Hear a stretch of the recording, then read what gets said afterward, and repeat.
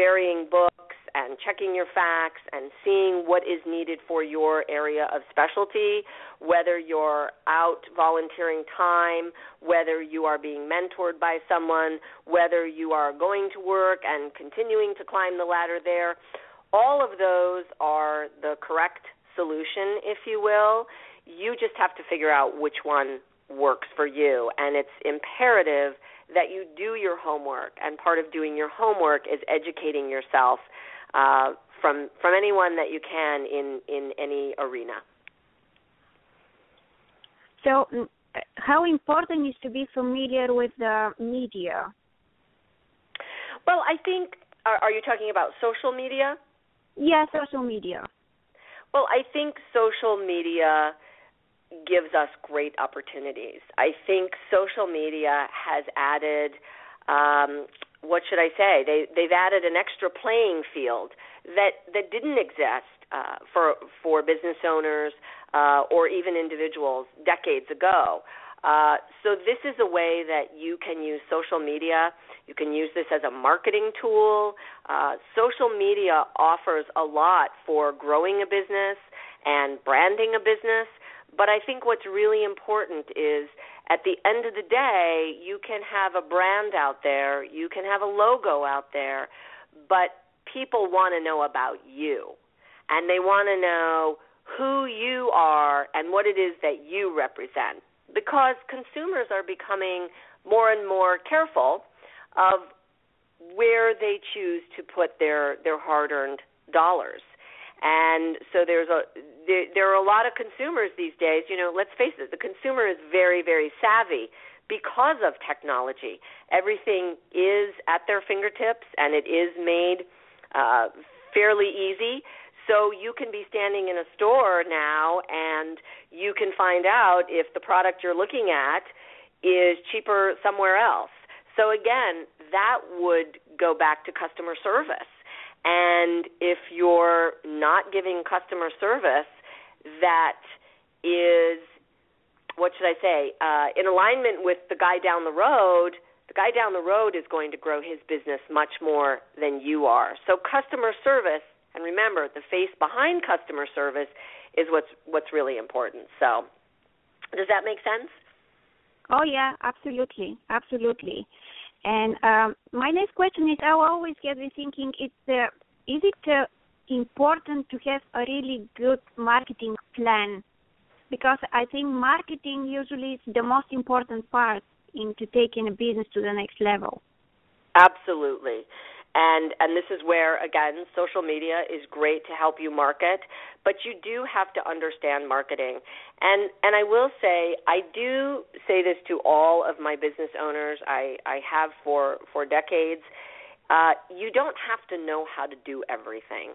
You need to understand the nuts and the bolts of the varying, you need to understand the nuts and bolts of HR, and you need to understand the nuts and bolts of a budget and marketing and social media. You need to understand the nuts and bolts, but you don't need to understand it and do it all yourself. This is why you hire a good team. And again, this goes back to if you have a good model for customer service and you're going to treat your customer really well, you're also going to treat your team really well. And that's going to create loyalty. Again, it's a two-way street. You'll have loyalty from your team, and you will have loyalty from your customer. And that makes a really successful business. So you put the right people into play in your varying departments, in your the varying job descriptions, and you let them soar. You let them do what it is that they need to do, because you have to remember, being a good leader is knowing when to let go. It's knowing when to pull the reins in a little, but you also have to give the freedom to let those that you have hired, you are saying, I'm putting my trust in you, I believe in your skill set, I want you as a part of my team, so you have to be willing to let these people soar and show you how great they can be on your team. what is your advice to the employers who are hiring employees? What is to look for in a person when they come and you interview them?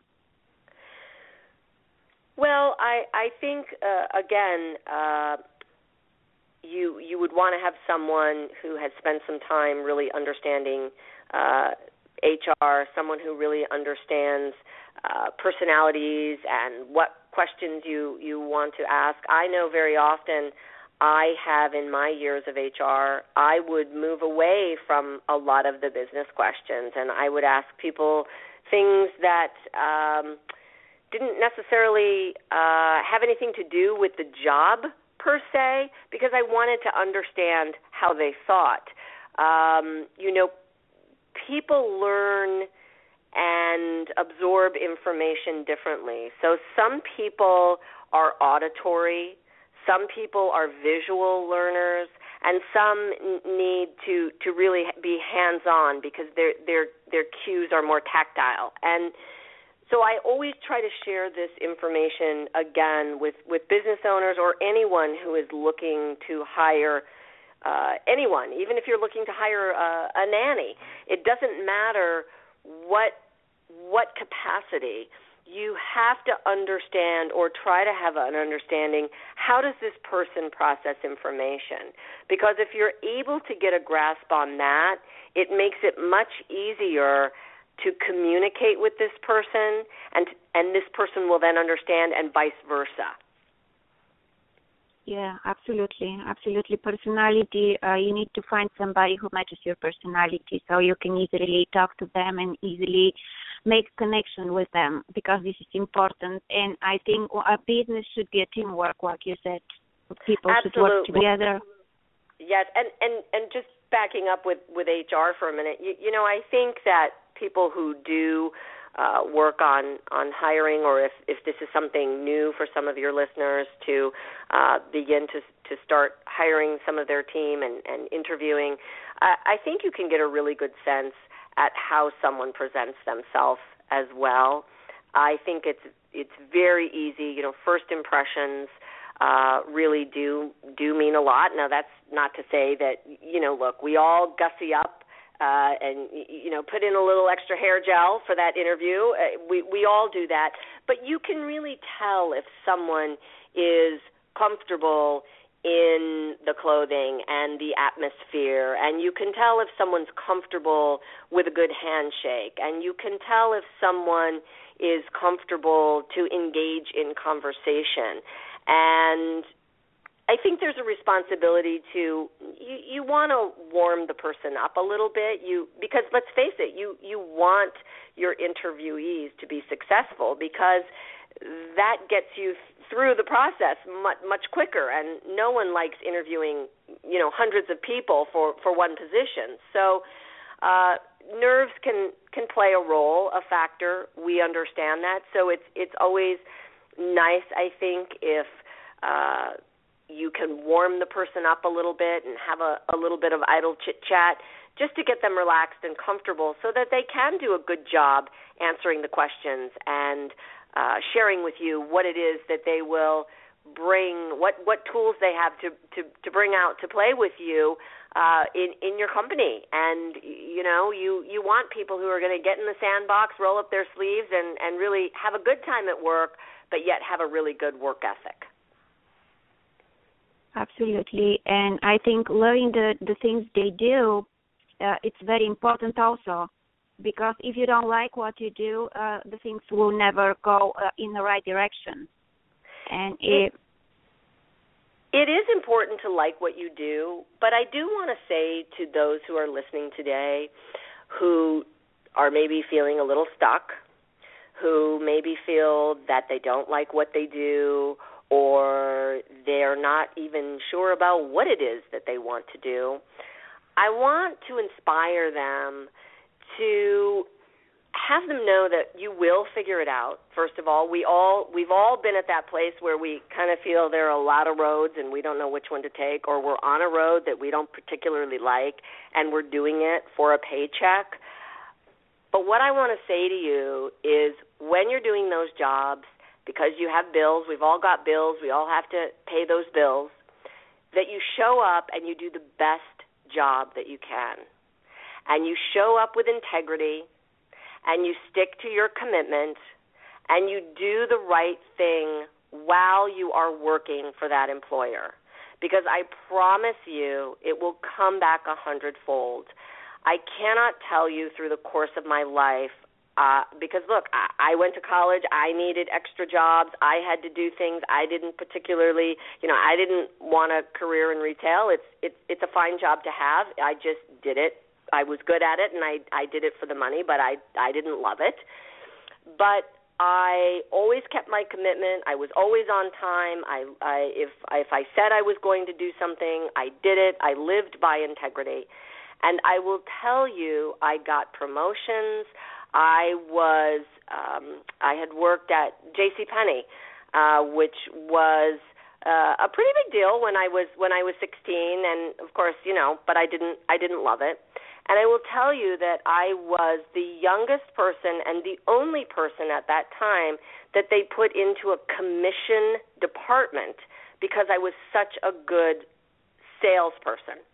And they saw that. They saw the numbers on the register. They saw that when I was there, I took time with people. I connected with the shopper. I really tried to help them. I wasn't just trying to sell them anything. I really tried to make them feel good about their purchase and to be honest and let them know what worked and what didn't.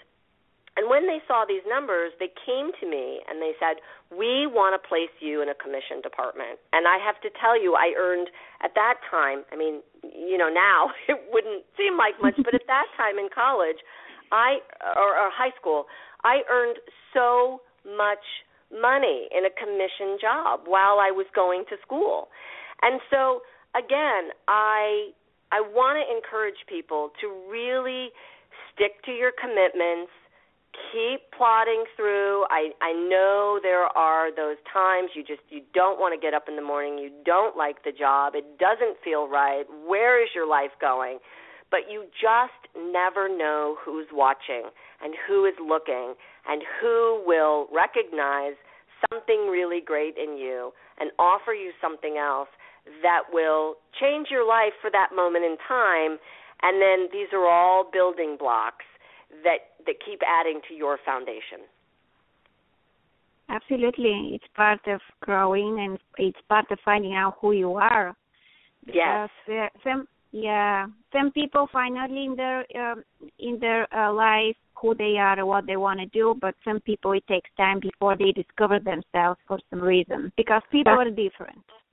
And none of us know, or I should say very few. I guess I haven't ever met anyone who knew from the beginning, spot on, through elementary and junior high and high school and college, this is what I want to be, and then really that's what happened. We all have, the road has changed. We want to be one thing, and then we want to be something else, and then we're studying something completely different, and then the next thing you know, we're getting our first job, and we're like, this doesn't look anything like what I planned. It has nothing to do with my major or what I studied, or I'm not even sure if I like this.